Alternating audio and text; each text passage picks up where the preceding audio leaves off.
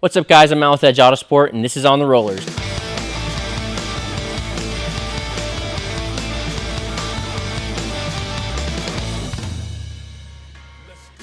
Today we have fast Audis. Yes, they do exist. And here's an owner of a fast Audi. Would you like to tell me about your Audi? Yep, so essentially it's a 2015 Audi S3. Got built motor, built head, big turbo on it, E85, all that jazz. You just made 671? Yeah, so pretty decent. Decent daily power.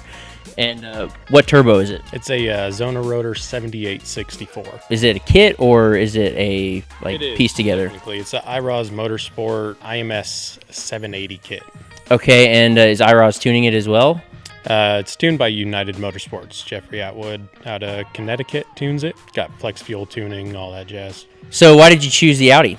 So I came from Mitsubishi Evolutions, had a few Evo 8s, Evo 10, Evo 10 MR. That was kind of like my grown-up car. Evo 10 really just couldn't handle the power, so I test drove one of these and bought one like a week later, pretty much just to be grown up. Yeah, definitely a regular grocery getter. So are you pretty satisfied with where it's sitting right now? Yeah, I mean, it seems to do pretty decent. It could always make more power, but you know, it is what it is, you know. You can never make enough power is my motto. Well, thank you for bringing it by. Love seeing especially unique cars. We don't typically see a lot of really fast Audis around here, so it's really cool to see one putting down some substantial power.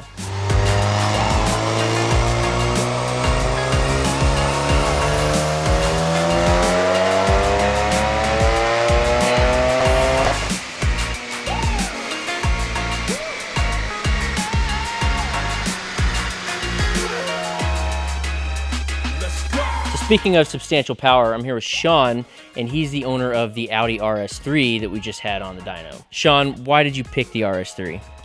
So I actually bought the 2018 RS3 following a fully built A3 that I previously had and ended up losing in a crash. And the RS3 to me was the next step up from where I was, and I kind of have this sickness where I get used to things and I got to just keep stepping up. So that was the most logical next step for me.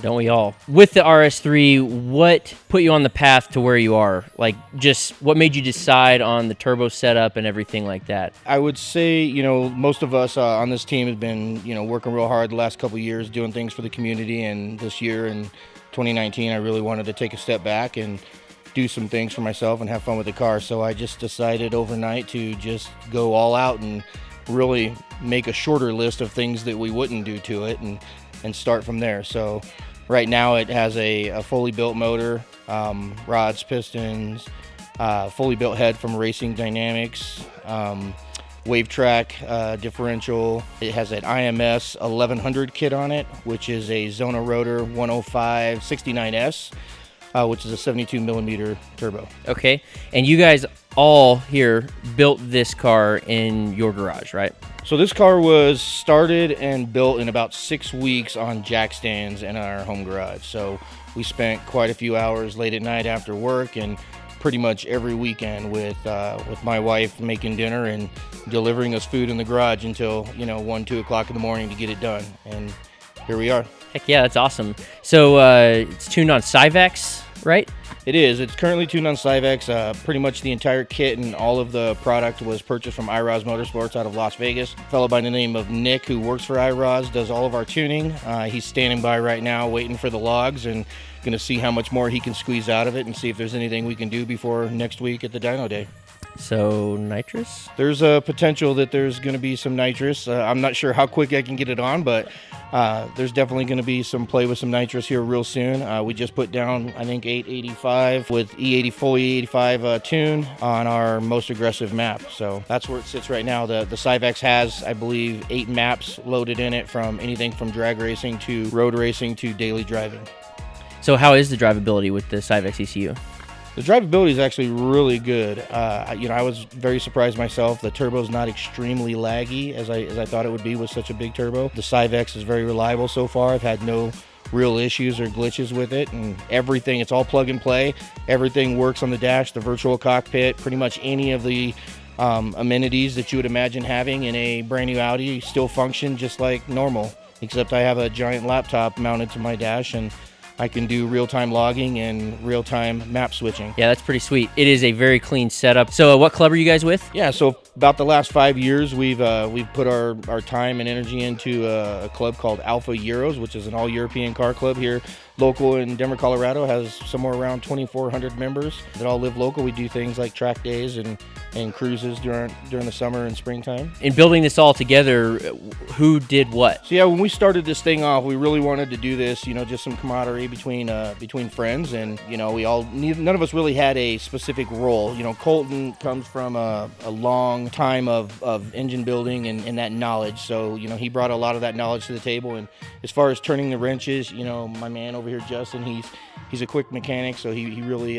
did a lot of some of the legwork, and Tyler and I jumped in whenever we could to fill in and get this build together. And I think my part mostly was the wallet, which was possibly the most painful piece. But we got it all done together, and like I said, it brought us closer together as friends, and it's just something we wanted to do this summer, and we accomplished it.